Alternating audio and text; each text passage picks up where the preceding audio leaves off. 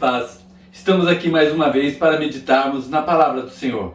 Hoje nós vamos estar trabalhando o texto que se encontra no livro de 2 Reis, capítulo de número 20, do verso 1 até o verso de número 11.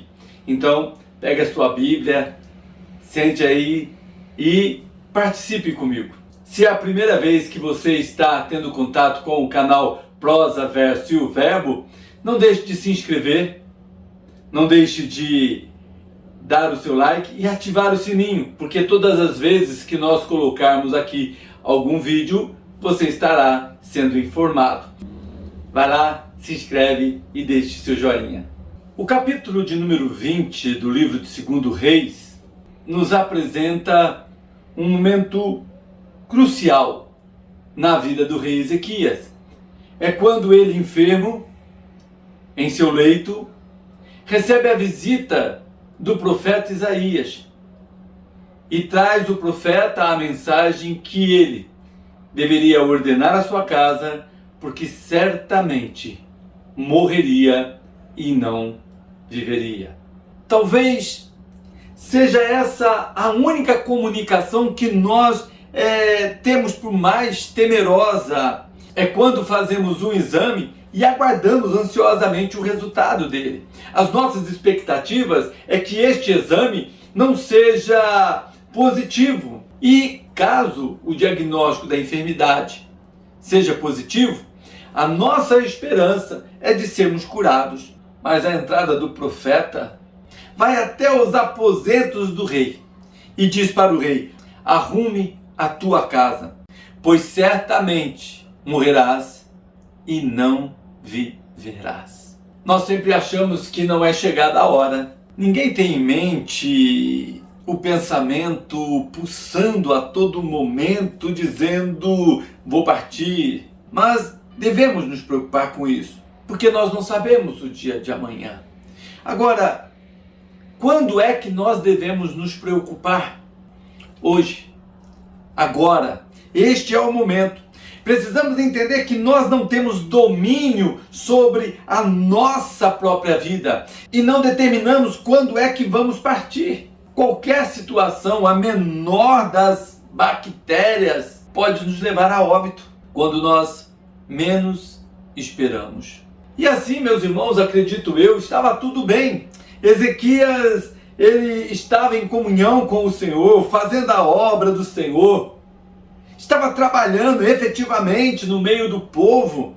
Ezequias estava, conforme nós temos falado, ele estava fazendo uma grande reforma, uma reforma social, uma reforma espiritual, uma reforma na nação de Judá, uma reforma em Jerusalém.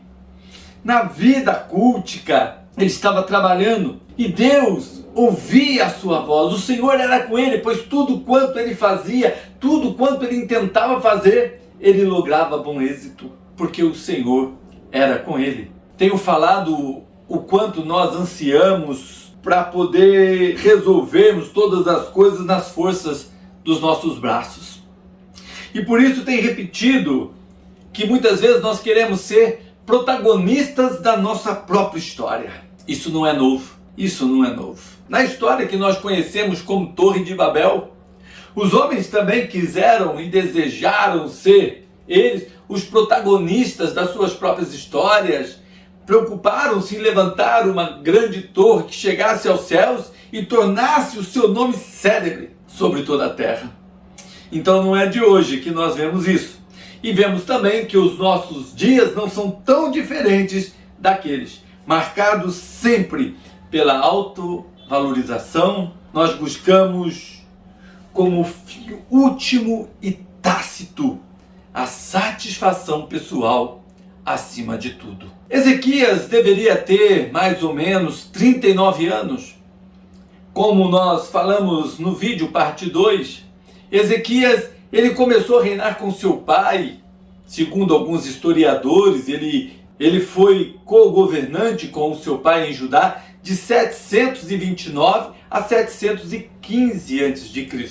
Em 715 a.C., ele assumiu o trono interinamente. Ele reinou 29 anos em Jerusalém. Se ele começou a reinar com 25 anos, e ele morreu. 29 anos depois, então, eita, ele estava com a minha idade, 54 anos. Um menino, mas ficou enfermo aos 39 anos. Então nós vamos ver isso. Ele era um jovem, senhor, com 39 anos, quando foi acometido por esta enfermidade. Nós não temos informações que nos revelam quais eram os sintomas ou qual era a enfermidade. Nós sabemos que havia uma úlcera e, pelo jeito, ela estava aberta. Ezequias estava em seu melhor momento, uma vida espiritual crescente e o florescer da fé no meio do povo. Guerras externas eram comuns. O pai dele, Acaz, já vinha sendo vassalo da Assíria, já pagava tributos à Assíria. Foi nesse momento, quando ele assumiu, Judá estava completamente avassalada, sem condições financeiras, sem um efetivo para defender as suas terras. E a Assíria havia dominado 46 cidades fortificadas de Judá. Nós observamos que as guerras por domínios de terra era algo que estava dentro da normalidade. Ezequias estava acostumado a lidar com essa disputa de terra desde a sua mais nova idade.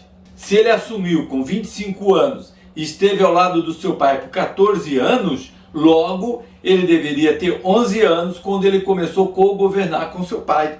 Desde a sua mais nova idade, ele já estava envolvido com essas questões de terra. Mas uma enfermidade, uma ferida mortal, presente e insistente na vida de Ezequias, era algo jamais pensado. Todos nós, quando estamos com alguma enfermidade, estamos tratando algo, nós nos preocupamos e a nossa expectativa é que essa enfermidade seja curada, que essa ferida seja desfeita, não é? É o nosso pensamento. E quando isso demora, muitas das vezes nós desfalecemos, perdemos o ânimo ante essa enfermidade, ante a dor. Dependendo das circunstâncias, nós nos entregamos. E alguém chega e nos anima dizendo, não pode se entregar. Acredito que tal situação não era diferente na vida do rei Ezequias. Ele estava enfermo, mas esperava ele pelo profeta que Isaías fosse ter com ele e trouxesse uma palavra de ânimo. Mas a entrada do profeta traz como diagnóstico a morte. Esse foi o resultado final. Penso como foi que ele recebeu a mensagem. Uma sentença de morte aos 39 anos de idade. Quais foram os seus primeiros pensamentos diante da palavra dada pelo profeta? Uma palavra enviada pelo Senhor. Com certeza, Ezequias deve ter sofrido. Deve ter mexido com toda a sua estrutura emocional.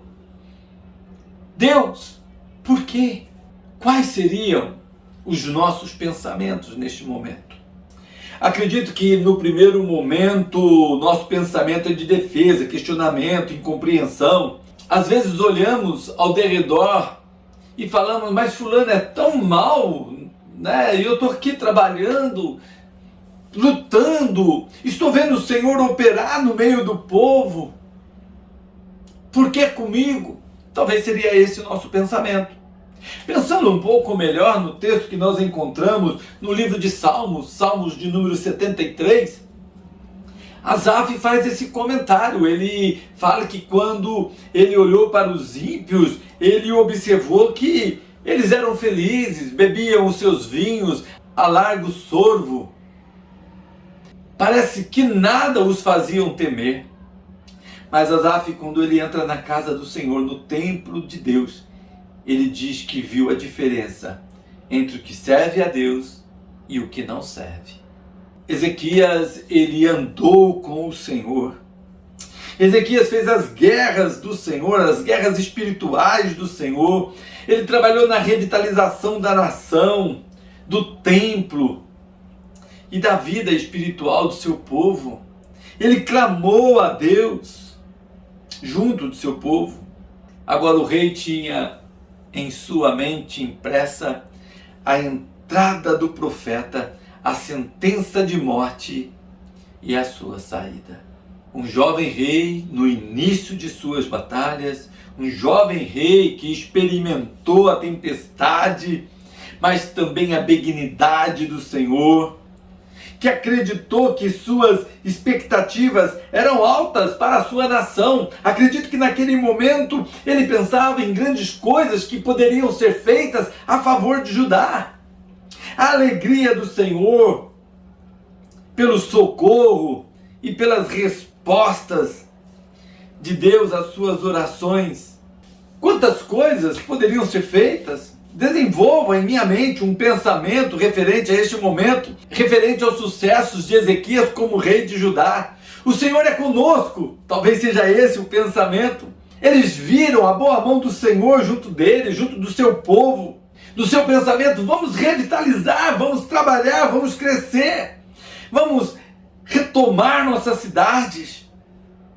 Veremos o florescer do nosso povo, o florescer da fé. Acredito que Ezequias desenvolveria neste momento muitas expectativas gloriosas pela presença do Senhor no meio dos seus santos. E essa é a grande diferença, em qualquer lugar. Os nossos ajuntamentos são ajuntamentos como qualquer outro ajuntamento, porém há uma diferença grande e marcante. Não importa quantos são, como são e por que lutam. O Senhor é quem faz diferença no meio do seu povo, que faz o seu povo ser alegre, forte e vitorioso. Ezequias estava cheio de expectativas para o futuro. Irmãos, tenho plena certeza absoluta. A presença do profeta Isaías, sua entrada seria de expectativa, uma mensagem de conforto. Agora o Senhor enviará o seu profeta, virá e sarará esta chaga e essa úlcera me deixará. Provavelmente este era o pensamento de Ezequias antes da chegada do profeta. Ezequias conhecia tudo quanto Deus fizera anteriormente na vida do seu povo, até mesmo na vida de Naamã, que nem parte do povo de Israel era, e o Senhor sarou a Naamã da lepra. Ele tinha grande expectativa, mas a chegada do profeta, a palavra do profeta, foi uma sentença de morte. Uma sentença de morte. Irmãos, Deus é imanente. Ele se relaciona com o seu povo, ele se envolve com o seu povo, ele ouve a oração dos seus santos, ele não é indiferente à nossa dor, às nossas dificuldades, ele se compadece da nossa dor, ele se compadece de nós, das nossas fragilidades. Não há nada que sucede aos homens que seja desconhecido de Deus. Deus conhece o que somos, o que vai em nós. Ele se relaciona conosco. Conforme nós lemos no texto, Ezequias ele faz uma oração e essa oração revela os questionamentos dele, porque ao voltar para a parede para orar a Deus, ele fala daquilo que fez diante da presença do Senhor. Ele tem esperança consigo de melhores dias para si e para o seu povo. E nesse momento da sua dor, ele traz à tona como andou em fidelidade para com o Senhor e junto do seu povo. Entre os seus questionamentos, acredito que um deles foi: meu Deus, como assim? Eram pensamentos que estavam ali povoando a mente de Ezequias. Acredito que o rei, em pouco tempo, trouxe à memória tudo quanto estava acontecendo em Judá. Trouxe diante dos seus olhos toda a benignidade, toda a bondade de Deus, como também os livramentos do Senhor estavam vindo como flashes e fazendo ele entender tal situação. Por que Deus não me respondeu com cura? Por que a morte? Logo agora que está indo tudo bem, logo agora que está tudo se organizando, está tudo se arrumando. Quantas vezes nós não compreendemos as coisas que sucedem em nossas vidas? Quantas coisas passam em nosso viver e nos vemos perdidos, sem entender a razão, o porquê. Por que aquilo está acontecendo? Por que uma sentença de morte na juventude? Em um tempo de fidelidade, no momento em que eu estou sendo fiel, o Senhor está respondendo às minhas orações, essas respostas estão sendo vividas, e nestas respostas vemos a aprovação de Deus, vemos a certeza do agir de Deus, porque estamos logrando bom êxito, está tudo correndo bem, e todo esse bom êxito se deu justamente pela presença do Senhor, com certeza. É algo jamais pensado, verdadeiramente inesperado naquele momento por Ezequias, uma sentença de morte. Será que nós, deixando a história de Ezequias e olhando para nós, será que nós não sofremos nenhuma calamidade nesses dias, onde a infidelidade de Sodoma e Gomorra tenta avassalar, adentrar as nossas casas, as nossas portas, tentando invadir a nossa compreensão? Claro, com certeza sofremos tais coisas. E perguntamos a Deus, questionamos a Deus em meio às nossas orações, o porquê destes problemas, o porquê dessas dificuldades aumentarem, se avolumarem contra nós. Parece que essas coisas, elas se levantam tentando fazer com que nós percebamos o quanto somos corruptos e o quanto, se andarmos por nós mesmos, faremos o que é mal diante do Senhor. Jesus nos disse: sem mim nada podeis fazer. Precisamos ser dependentes de Deus, confiarmos em Deus, lançar as nossas aflições aos pés da cruz. Ezequias traz à memória aquilo que dá esperança. Ele reflete todas estas coisas e busca Deus em oração. Já havia vencido o inimigo externo. O inimigo externo havia sido vencido, havia vencido Senaqueribe. Deus havia enviado o seu anjo, tinha destruído 185.000 homens que se levantaram contra Jerusalém. De maneira que naquela noite todos eles morreram e não se levantou uma flecha, uma espada contra a cidade de Jerusalém. E Senaqueribe, o inimigo, volta para a sua terra. E lá ele é morto pelos seus filhos. Ele já havia vencido o inimigo externo. A expectativa agora é vencer o inimigo interno, a enfermidade, que fragilizava seu corpo, sua mente, que trazia para ele uma sentença do próprio Deus. Uma sentença de morte. Chegou Ezequias o fim. Estava nesse momento descendo as partes mais baixas da sua alma. Um conflito interno entre a vida e a morte. Um conflito que veio da parte de Deus, que determina todas as coisas por sua soberania. Como escreveu Samuel, o Senhor é quem tira a vida e é Ele quem dá. Faz descer o Sheol à sepultura, e da morte resgata o Senhor. O Senhor é aquele que faz empobrecer e faz enriquecer. O Senhor é aquele que humilha e exalta. Logo, a esperança de Ezequias só poderia estar em Deus, o Deus da vida.